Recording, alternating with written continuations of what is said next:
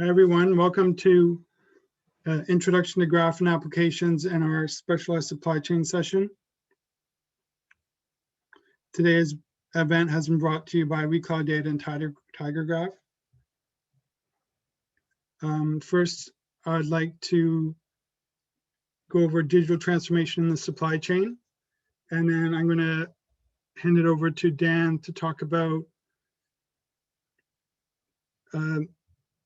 graph databases in the supply chain.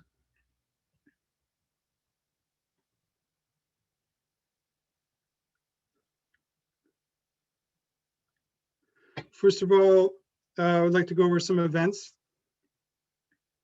Today, September the 2nd, Introduction to Graph and Applications, Specialized Session Supply Chains. September 30th, Introduction to Graph and Application Fraud Detection, Anti-Money Laundering. And then October 14th, Graph Influence on the Power Grid, Usage in New York, Hands-on Workshop. Digital Supply Chain Transformation. The pandemic prompted digital transformation at many global enterprises. A 2020 Gartner survey revealed that over 69% of leaders said social and economic disruption were accelerating their digital business initiatives. Many said their business changed more in the first few months of the pandemic than it had in the previous decade.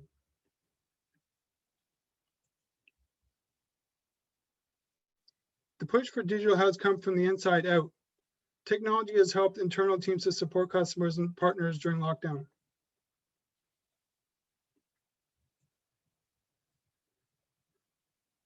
Even with an accelerated pace of digital transformation, many businesses have a long way to go. A recent Harvard Business Review study showed that more than 72% of companies believe their key supply chain capabilities, including supply planning, demand planning, supplier risk management, warehousing, logistics, procurement, and inventory management, to be digitally immature. New technologies can provide far-reaching supply chain visibility with real-time data intelligence to help companies make timely and effective decisions based on shifting marketing dynamics. Artificial intelligence, Internet of Things, predictive analytics, and graph databases can help enterprises respond to sudden shifts in demand and supply trends and plan for such shifts in advance.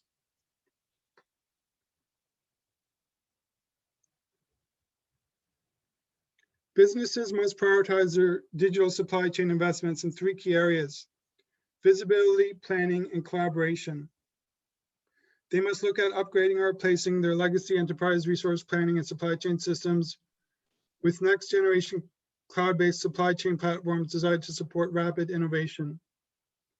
Effective supply chain collaboration, both within and outside the enterprise, is imperative for increased agility and resilience. Over 66% of companies in the Harvard Business Review study said they will be focusing on improving collaboration.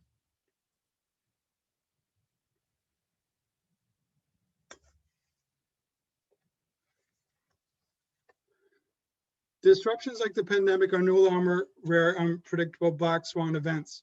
The high threat of natural disasters, political unrest, economic crises, and pandemics will continue. So enterprises must build the capabilities they need to mitigate such disruptions.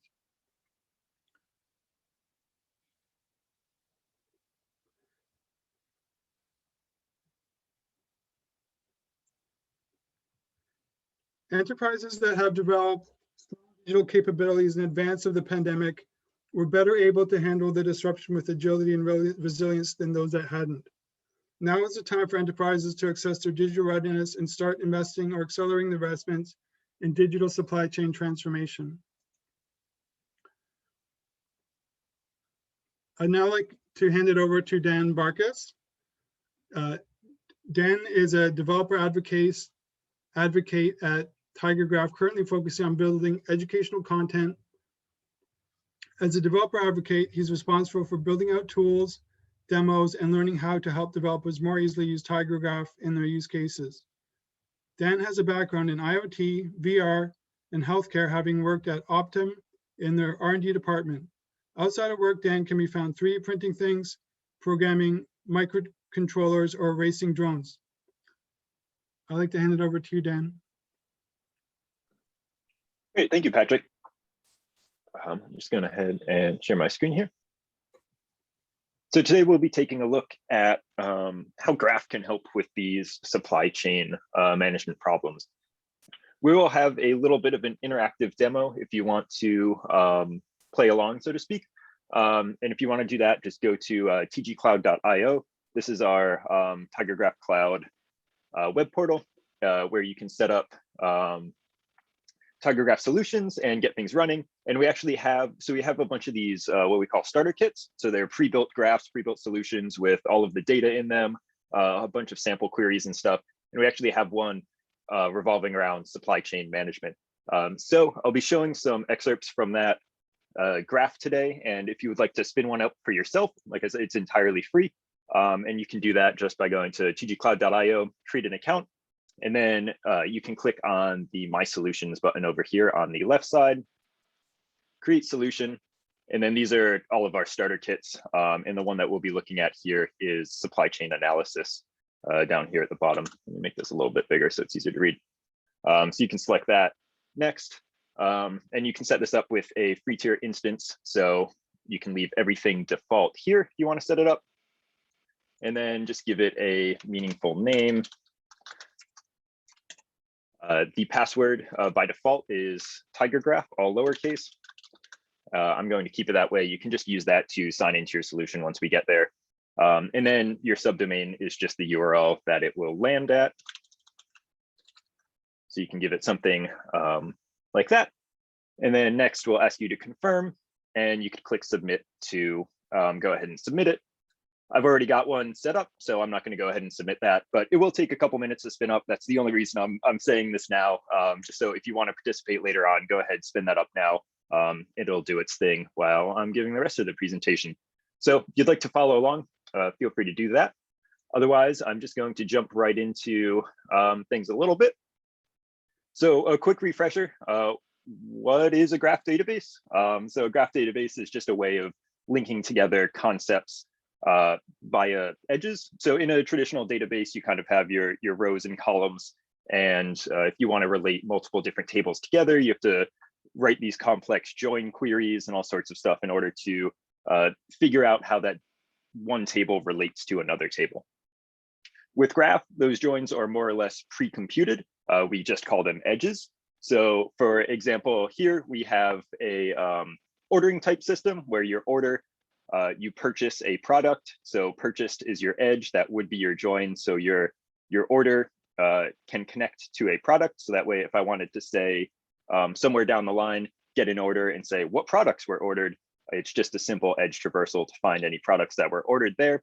And then even from there, this might not be the best example, but say your product then had something like I guess we're doing supply chain. So it has something like components that make it up. So your product would then be linked out to maybe a components vertex. And you would then be able to say, from this order, what are all the components that are required to fulfill that order? You could traverse from order through product and then product to each one of those components. And you could return back a list of all the components that are required for that order. And it's just super fast and super flexible like that. So we'll take a look at some real world use cases. Like I said, supply chain is the main thing we're focusing on here, but Graph is great for any sort of use case where you have large amounts of data that in a way relate to each other.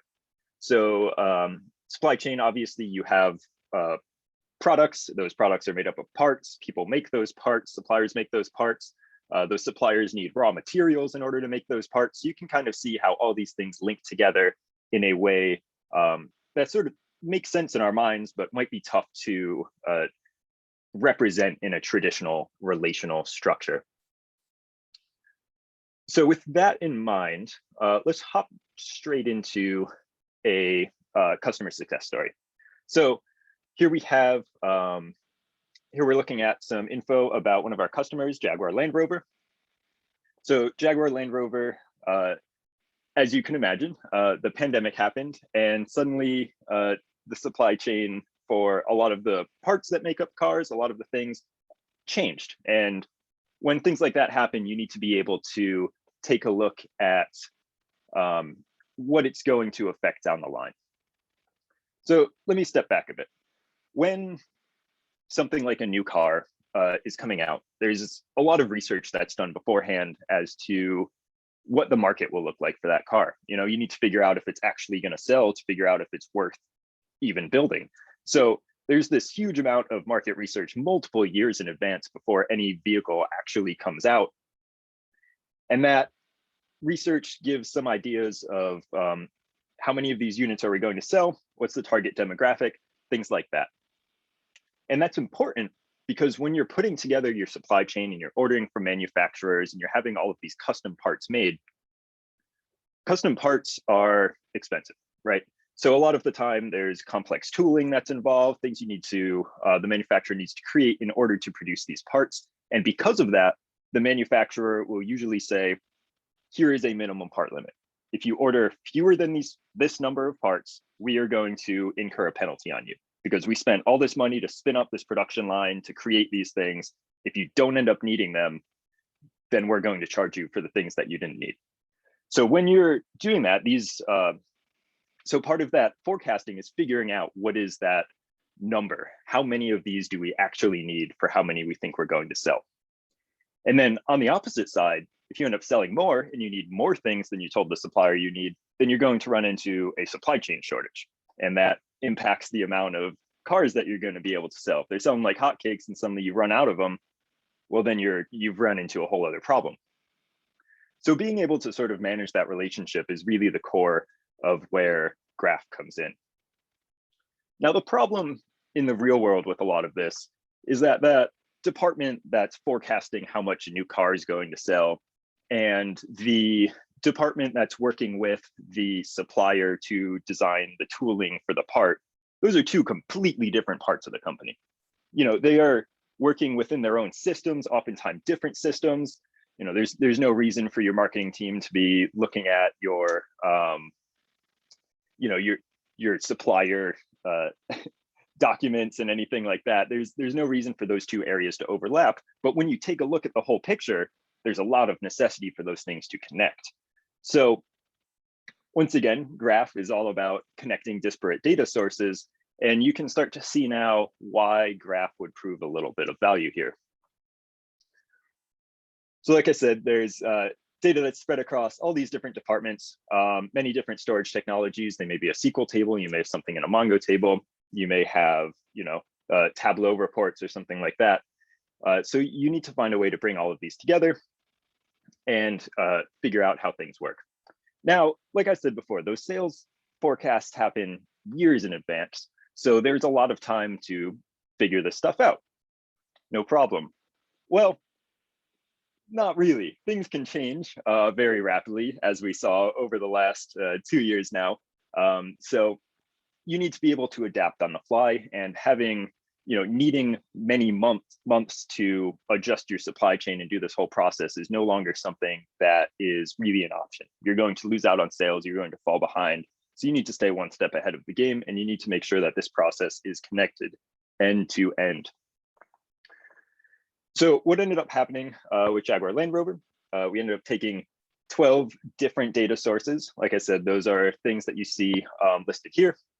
Things like actual orders, models. You know, you have kind of your line of cars. You might have, you know, an SUV that has a couple different trim levels. Those different trim levels require different parts. You know, this one needs a sunroof, this one doesn't need a sunroof. So you have to be able to track which of those parts are necessary for each model of car, how many of each model of car you expect to sell. Are any of those parts interchangeable between different models of cars? Oftentimes they are.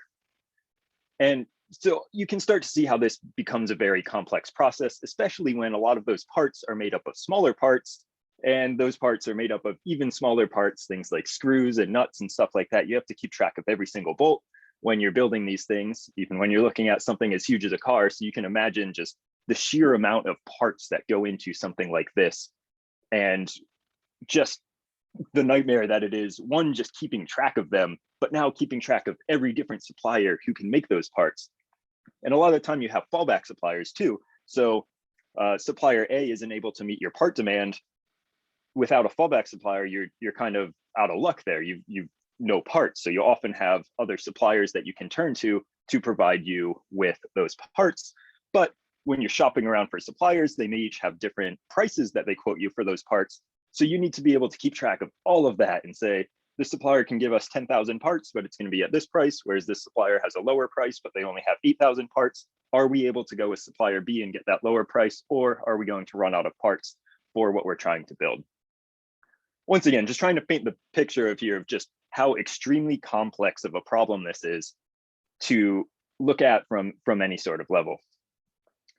So the crazy part is, back in the traditional way that this was all handled, these were separate databases. Everything was taken out, looked at by humans, processed by humans, and a result was generated at the end of the day in this case, at the end of about 3 weeks is how long it took to take this entire supply chain process and narrow that down to answer all of the questions. Who are the suppliers that we need? Are we going to have a shortage of any of these parts? What goes where? That whole process took 3 weeks across multiple different teams, all working together to try and figure this out. Whereas with the ability to load everything into TigerGraph, that's simply just a query. You load in all your data, you link everything up, you make sure that your data is more or less as up to date as possible, that your supplier information, if you have some sort of live feed from your supplier, perfectly fine. You can hook that straight into TigerGraph and it will update in real time as you get that information from your supplier. Or if you're just dumping data in there, that's perfectly fine too. But now as you start to adjust things, you need to be able to rerun all that math, all those calculations that you did before, more or less across those different tables. And with everything all in one spot, you now get the idea of how that can be automated. Everything can kind of just happen at once. So that 3-week process, which used to be this big, long supply chain adjustment, is now just a query that runs in 45 minutes. So it's very different too when you take a look at it of 3 weeks of humans running code, interacting and doing things is very costly versus 45 minutes of a computer sitting there and spinning away a query. So it's really kind of a game changer when you take a look at it, as far as the increase in productivity and the ability to really pivot when something happens in your supply chain and immediately react, immediately find that fallback supplier, things along those courses. So that's kind of, in a nutshell, sort of what that solution looks like. Once again, keeping track of all those different parts down the line, making sure that everything works together, and being able to forecast how that will impact the availability of any particular model or trim level of vehicle that Jaguar Land Rover may be looking to produce. So this is obviously a very big, complex solution. Like we said, there's 12 complete different data sources across 23 different tables. That's a lot to hop into. It's kind of a lot to take in as one picture. So I'll be hopping over to our demo now, where we'll be looking at a little bit more simplified version of this supply chain, but still something that very much represents a real world scenario, and you can use to kind of start exploring the things that you can do with a supply chain and how Graph can really make an impact on those things. So I'm going to jump over to our TigerGraph Cloud solution. And so this would be the same thing if you were to go back to where you created it. You'd see that it says ready, and you click these 4 boxes here and click on Graph Studio. That will bring you over to TigerGraph Studio. And we are in our correct graph, and you'll just want to select design schema. So this is the schema. This is the basic idea of what we're working with. And it doesn't look like much, but there's something to note here, and I'll go through that. So we have products, which are essentially products. They have a price and they have a formula for calculating that price. That formula comes from what makes up those products. So you'll see that there is this edge here, which loops back from product to product. So that, in a way, at first, that doesn't really make sense. Why is this product used by another product?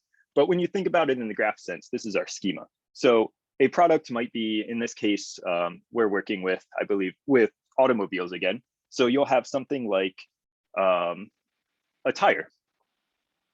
So a tire is made up of rubber and steel bands. So rubber and steel bands are also a product.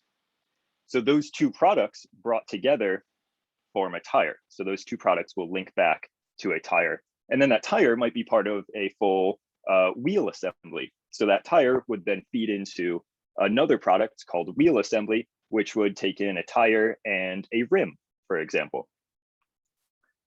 So that's sort of what this used by edge represents, and kind of why you can see that this graph might be a little bit more than it looks like just from this schema. Additionally, you have stocking for each product. So basically a warehouse, how many of that product are in the warehouse. If I want to make 20 tires, but I only have enough rubber for 10 tires, then I'm going to have an issue. I can only make 10 tires. So you need to know what the stocking looks like for each one of those subproducts within the product that you're actually going to look like. And this is that supply chain. Additionally, we have orders, so product orders. Stocking, if there's 20 of them and we order 10, now there's only 10 of them. So we need to be able to keep track of those orders so we can subtract from or even add to our stocking based on whether or not we're ordering parts out or ordering parts in. And lastly, these sites. So the same factory that makes your rubber isn't the same factory that makes your steel bands, and neither of those are the same factory that puts either of those two raw materials together into a tire. So each one of those happen at a different location. And because there's all these different components in there and all these different locations, well, they don't just magically appear there. They have to be delivered. So you need to keep track of that as well. Factory A delivers, the rubber to factory B, which makes the tire from the rubber from factory A and the steel bands from factory C, something along those lines as well. So those sites can deliver to each other, and then they can also produce products. So that's sort of the overview of what this demo will look like. And if we actually hop into it, we can take a better look at that. So this query here is just going to show our entire graph, and this will show up in the bottom. And first it'll look a little messy, but I can expand this out. So this is our entire supply chain here. And it looks a little complicated, and in a way that's because it is. Even though we had that simple schema, you can see here we have 15 different sites all producing, I believe there's about 20 different products, which all combine with each other from these different locations and everything like that. So this is our supply chain. This is our net. Now it's great, we can visualize it like this, but that doesn't really solve any of our problems. That just lets us take a look at what is connected, and we still have to do a lot of, it would be a lot of manual inspection to see, oh, there's tires and we have belts in them and rubber, and those belts are made from steel rods and things like that. So let's hop into some of the queries that we can use to explore this more in depth and get a little bit more insightful information out of it. So this first one, we'll take a look at stocking. So how much is in stock and can we make something? This is kind of that first example I brought up where I want to make 20 wheels, but I only have enough supplies for 5 of them. How do we know? How do we know that I can't create this whole tire assembly because I don't have enough rubber? So let's take a look at that. So the first thing that we'll want to do here is we'll just want to add in our product. So we have a car wheel set. So if we look back at our graph here, we can see that a car wheel set is made up of tires. Tires are made up of rubber. Tires are also made up of belts, which are made up of steel rods. So we need to traverse down that entire chain from car wheel set through tires to rubber, also to belts, and also to steel rods, to make sure that there is enough of each one of these components for us to be able to create the number of car wheel sets that we are looking to create. So say I want to make 20 of them. We're in our query. So here is that chain that I was talking about. So here is our car wheel set, our tires, our rubber, belt, steel rods. And then those go into, we also have rims, which are made up of aluminum rods and include ABS modules in them. Not sure why those are in the tires, but they are. And what we can see here is that within each one of these, we have a Boolean that we've created from our query, which just says whether or not we have enough. So we had that information in the graph. If you'll remember, we went all the way back to from our schema. You'll remember that these products have stocking, and that stocking stores the number of those products that are available through this edge here. So we see product stocking, and we have an amount, which is an integer. So what our query is doing is essentially going back. We're not showing them here, but it's looking at how many of them are in stock and letting us know if there are enough. So if we start our car wheel set, we'll see that we've added an attribute here called @needed_amount. So this is part of our query. This is something that we generated through our query saying we needed 20 of these car wheel sets. And we currently have 0 of them in stock, 0 fully made.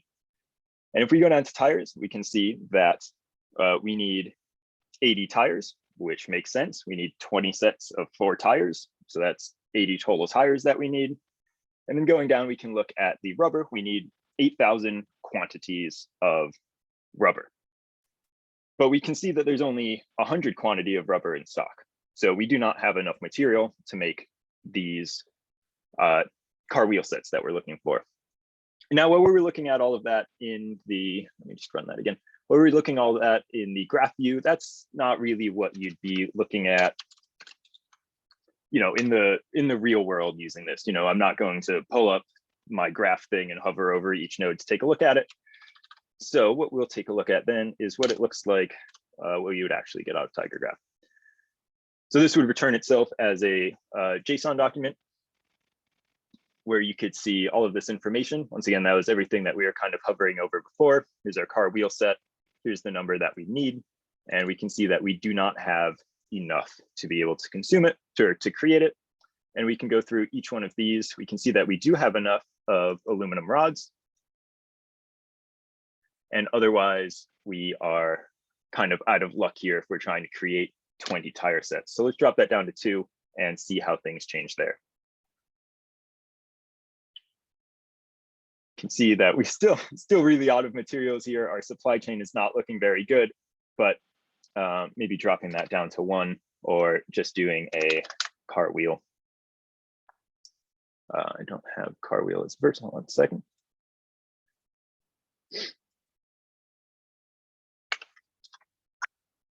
But you can get an idea from here of how everything sort of travels down that line and how we can use those connections just to check if things are in stock. But checking if things are in stock is relatively basic. You can, you know, there's plenty of ways to do that. That's not something sort of exclusive to Graph. The part that is cool is being able to traverse through each one of those connections and be able to see what relies on what. But really what we want to look at is some of the broader things. So let's take a look at impact analysis. Impact analysis is exactly what it sounds like. If something happens to one of, in this case, we're looking at the sites. So one of those sites that's producing one of our parts, if something were to happen to that site, maybe, you know, it were to go offline or something like that, there's some natural disaster, what is going to be affected down the line? You can go ahead and run that with, let's say, site 2. And we want to traverse up to 10 subproducts deep. So we can see here that site 2 is responsible for producing tires.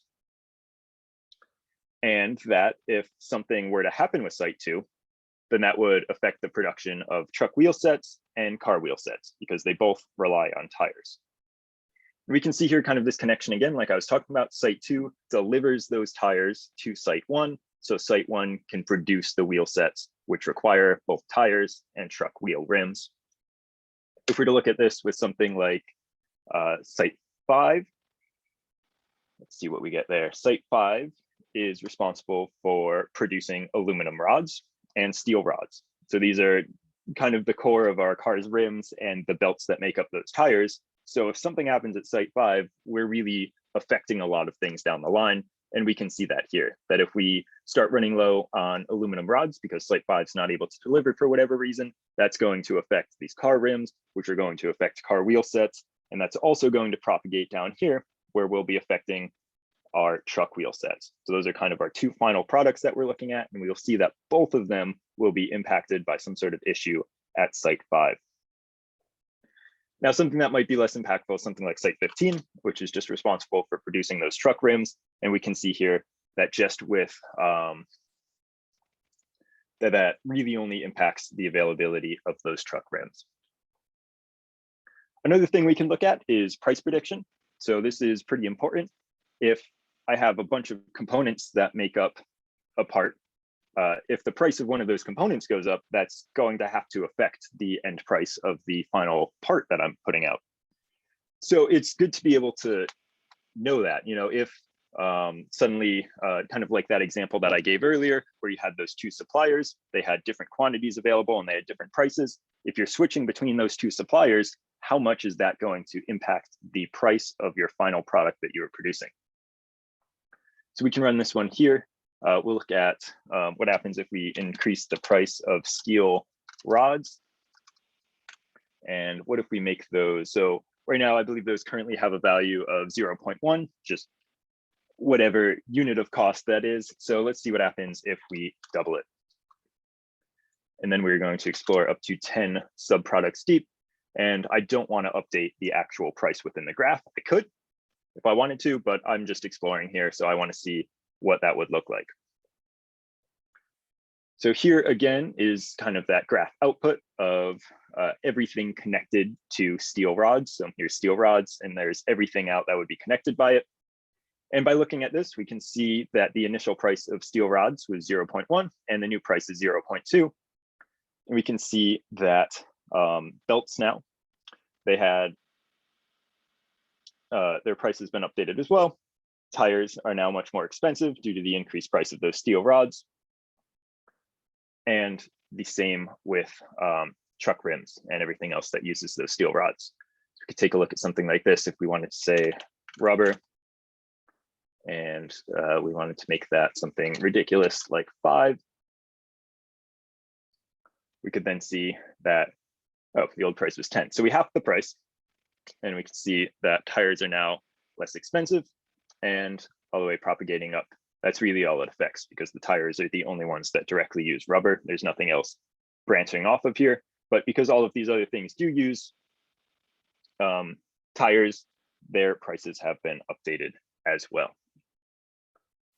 So that's just kind of an overview of what this looks like, how you can implement it sort of in the real world, how you can take all of these different aspects that connect to each other, bring them in, and look at those deeper insights within the entirety of your graph.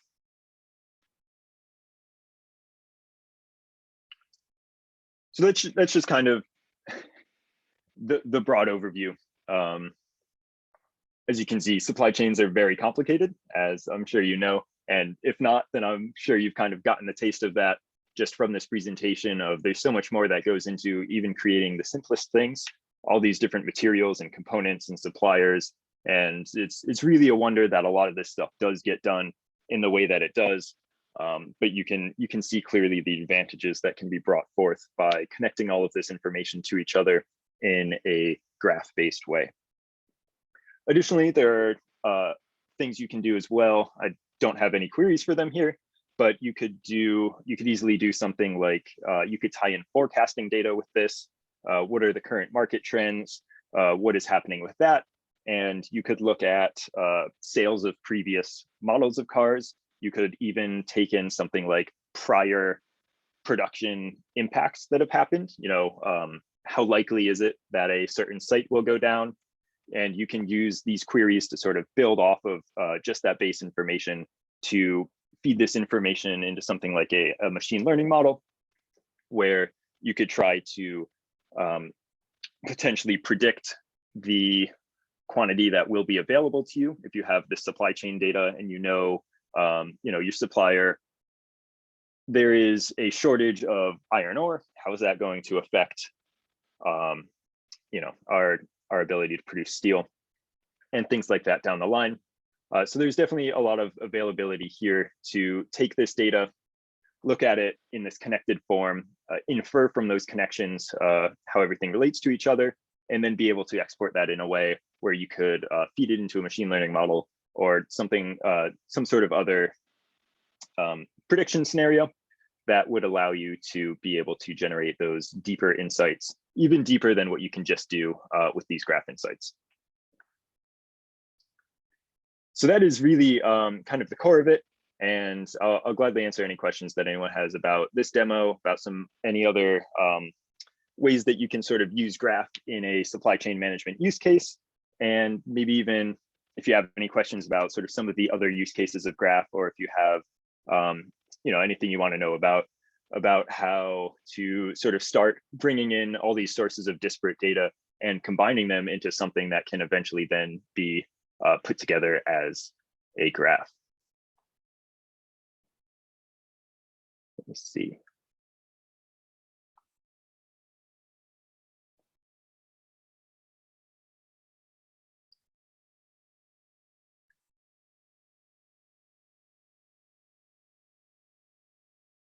Did you see a raised hand? And just go ahead and unmute yourself and ask away if you have any questions, or type them into the chat.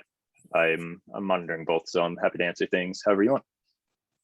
One of the questions I had is there a capability to understand if we saw that the site went down and that kind of thing? Also, we saw into pricing model, but what if like now we are hearing in the news that there is a supply chain constraint on the semiconductor industry for the automotive clients. So is there a way to identify like how it's going to impact sales? Because their orders have been already taken for the cars, but because of the shortage of semiconductors in assisted driving, the sales cannot be matched up. Yeah, certainly. So that would be, that's kind of represented by this impact analysis query. So if one of those sites were to go down or were to have less availability than previously expected, you could then traverse down all of the parts in that line. So in the case, of electronic components, those may go into, I believe we have here ABS modules, which then, go into your final assembled car to control your anti-lock brakes. And you could see then, if our semiconductor supply halves, well, how is that going to affect those models? Or even if you wanted to, and we don't have this in this example, but you could have something where you have, say, potentially, we have site 14 here, which produces those ABS modules. Say we also have another site, site 20, that also produces ABS modules. Well, we can see here that these site 14 produces them, and we could include information here about the volume that site 14 produces and the price that site 14 has. And then we could also have that additional theoretical site 20, which has a different volume and a different price. So it would be fairly easy then to have, if you have that type of information, to write a query that would be able to look at which supplier you should go for based off of their supply and price availability. So in the case of the semiconductors, if a lot of the times, chips are name brand, but there are, in a way, similar functioning chips, not always pin compatible, but a lot of things are designed to sort of be flexible in this way. But you could have two separate suppliers with two different chips that you could swap between on your final product based on their availability. So you could easily say, oh, site 14 is expected to have less availability. So let's plug that into our impact analysis, and oh, that availability is going to be too small for us. It's not enough parts. So we're going to switch over to our fallback of site 20 to produce some of those products for us. So that's definitely something that can be easily spotted and easily countered with this type of graph-based solution. Also, is there an API available to read the data out of this graph database to maybe show up a beautiful report, chart-based report into maybe Tableau or some other click kind of tools? Yes, that's a fantastic question. So one of the great things about TigerGraph and this Graph Studio is any query that you write, as soon as you write it and create it, here's your endpoint, your REST endpoint. So anything that you do within TigerGraph is entirely done through REST endpoints. And you can then, I could run this query from, whatever I want to run a REST endpoint from. I could run it as a curl job, and I could just get that. I could, we have a Python connector, so I could run it from TigerGraph, and I would get the response in this JSON format from either of those. So there really is a lot of flexibility to just plug in through those connectors and through those REST endpoints to be able to extract and also insert data into the graph as well.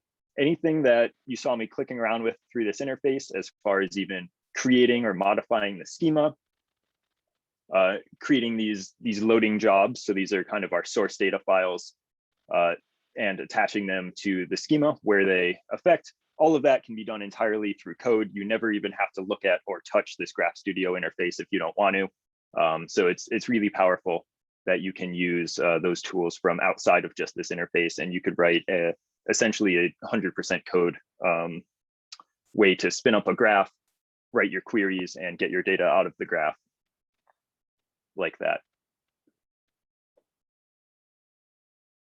So let me see, I have a couple questions coming in that I can answer. So there's one here about using reverse use by to label links. So that's actually a good thing to bring up. So in TigerGraph, you have these edges here. And we can see that we have some of these edges here that have arrows at the end of them. So these are directed edges, and they imply a relationship, a directed relationship. So for example, our products. This is a directed relationship called used by. So if I have rubber, again, for example, and we're making a tire, the rubber goes into the tire for our use case. You know, we're a supply chain, we're building now, where the rubber goes into the tire. We don't want to go from the tire back to rubber in this use case. You know, in other places you might, but for this use case, please keep this in mind. We're trying to take that rubber and turn it into a tire. So that implies directionality. The rubber goes into the tire. Whereas something like stocking, the product is in the warehouse. That, you know, in a way should be directional, but the warehouse also holds the product. So there's not necessarily the need for that to be directional, because the product in the warehouse, in a way, for this scenario, are kind of interchangeable. You know, the warehouse holds the product. Great. Same with site. The site produces the product. The product does not produce the site. So those are those directional edges. Now, one of the things about directional edges is they're directional. You can only go one direction. So if I wanted to go from product out to site, well, this edge doesn't point the right way. So how do I do that? When these edges are created, you end up with, one second. When these directional edges are created, you still want to be able to traverse the other way. I want to be able to go from product to site, but that kind of goes against that directionality of our produce. So what you can do is you can create a reverse edge. So basically for every edge of produce, so site produces product, we're also creating a more or less invisible edge that goes from product to site, which is called reverse produce. So that way we maintain that directionality of the site produces the product, yet we retain the ability to go from the product to the site. So that's just kind of what those reverse edges look like. And that's why there are those areas there where it's saying reverse used by, or, you know, reverse delivered to, because we need to be able to traverse backwards, yet we still want to imply that that is a directional relationship. I hope that answered that question. Feel free to ask away some more if it didn't. Just reading through some more of these questions. So one about data loading. Paul's question here. Can nodes in the graph be actual physical servers outside the cluster so that data can be lazily loaded? So the short answer is yes. The way about going it is a little different than what you described, but TigerGraph supports things like Kafka streams. So if you have a real-time streaming data, you can just have that stream directly into your graph. Your graph will update in real time with that real-time data. And then as far as you're asking about querying and that data being live, you know, if your data is live coming into the graph and you run that query, then you'll be querying that live data. So if you want, you know, real-time data, yes, you can entirely do that. and you can query it, and you will get the data that exists in the graph at the time that the query was run. So yeah, you could have something, if you have some sort of direct down to the minute feed of supplier availability or supplier price or something like that, you could entirely hook that up and you could get to the minute predictions on your supply chain using any of these graph queries. And one of the great things about TigerGraph is that all of this data is stored directly in memory. So it's super fast to query.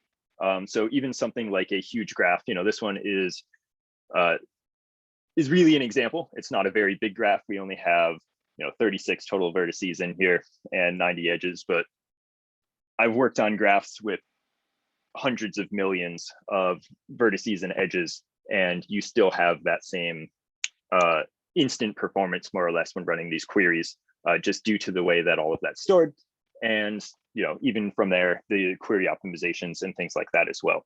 So even having huge amounts of real-time data constantly being loaded into your graph, you can still query that all in real time very easily.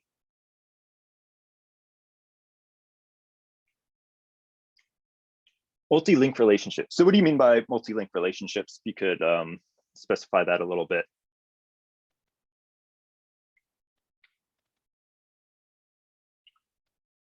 Yes, so you can have, so those are just called undirected edges. So this one here, prod stocking, is an undirected edge. I just go back to this, we can see that this is, oops. Hold on.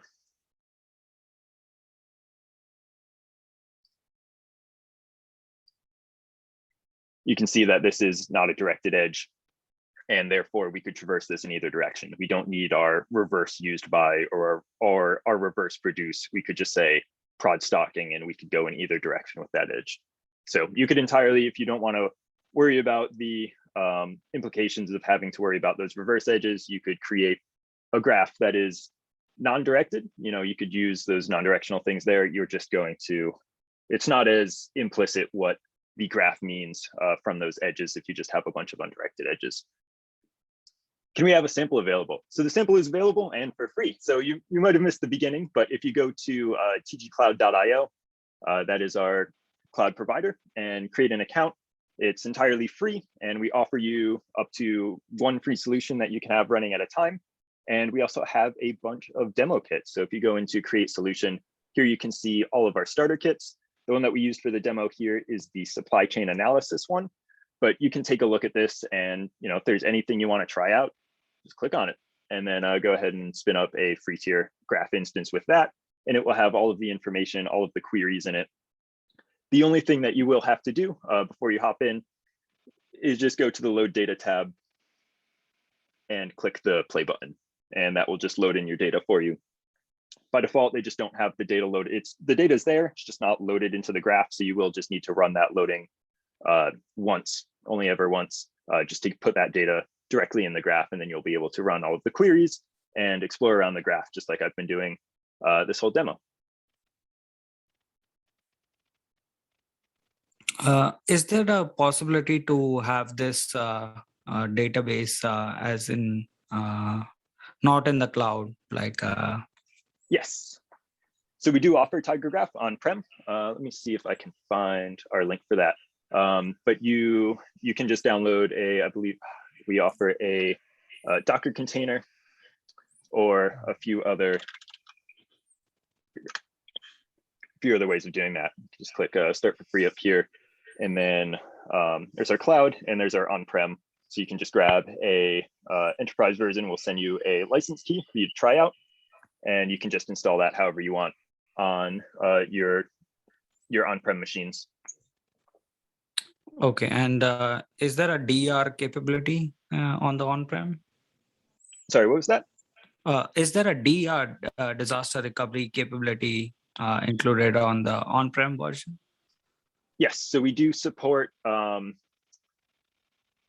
backing up the entire solution. So you can export more or less the entire solution. In a way, you can have that set up to run nightly or hourly, however you want, so that in the event that something terrible were to happen, you to lose your entire machine, you could just load in that backup and your entire graph would be as it was at the time of that backup.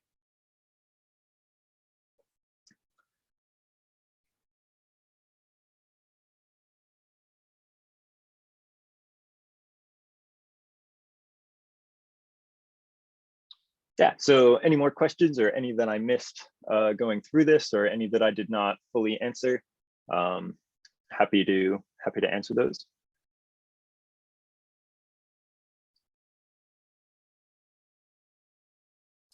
Will you share the recording later on? Yes, the recording will be sent out after this for everyone to go through again if you want, or to share around. Okay, thank you. Thanks, Dan. That was amazing. Great. Thank you, Patrick. I So, have hand it a back to you. question. Yes. So I might miss the first part of it. Was this able to do, for example, like optimization or scheduling task? Yes. So, are you talking within the context of the solution, or within the context of the supply chain solution, or within the context of TigerGraph as a whole? Like TigerGraph as a whole? Yes. So, by scheduling, do you mean things like data ingestion? I mean, for example, in supply chain, there might be different warehouses, like to scheduling, for yes. example, like deliver trucks, like those kind of stuff. Yeah, you could certainly put delivery scheduling in here. You would just, it's not included in this particular schema, but that is something that you could definitely add in to the schema of something like where we have stocking here. So this is the amount in stock. We could do something like, I guess we do have deliveries actually. So the sites deliver from one site to another site. You would be delivering parts, but you could easily include in here a delivery time, different delivery times, and you could look at across those sites. Are we going to have times where there's 4 trucks showing up at one site at the same time? And how would you mitigate that? How would you be able to schedule around that in order to prevent a scenario like that happening? Cool. Thank you. Yep.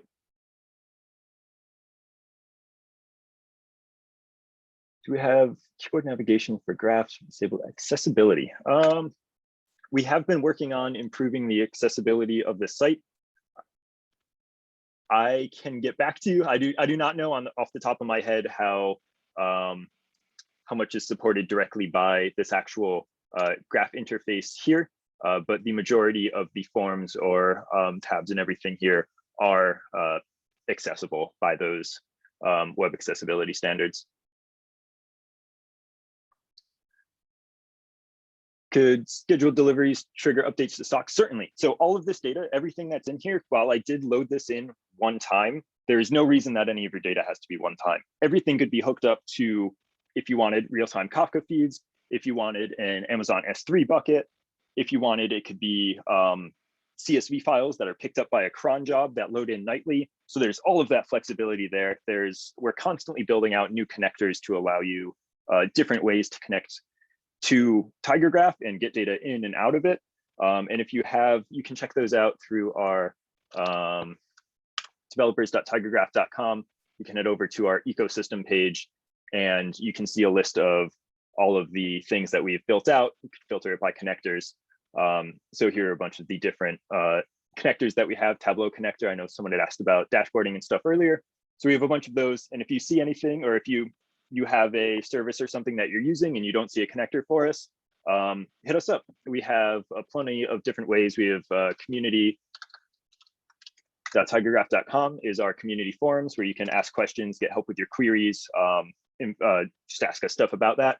And we also have a Discord channel where we are always happy to help out, answer questions and things like that. So if you have something that you need and you see we don't have it, ask away, we'll build it out.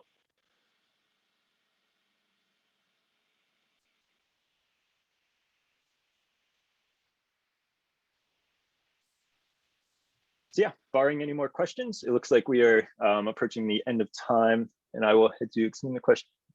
Schedule queries and batch processing. So your queries are run via REST endpoint.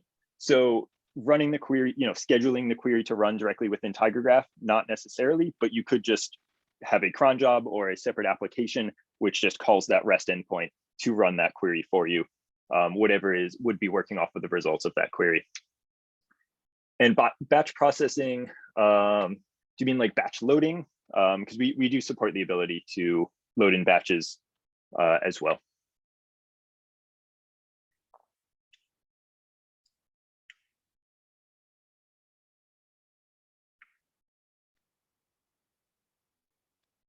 So I'll hand it back to you, Patrick. Great, thanks, Dan. So before we go, I'd like to remind everyone of the next two events.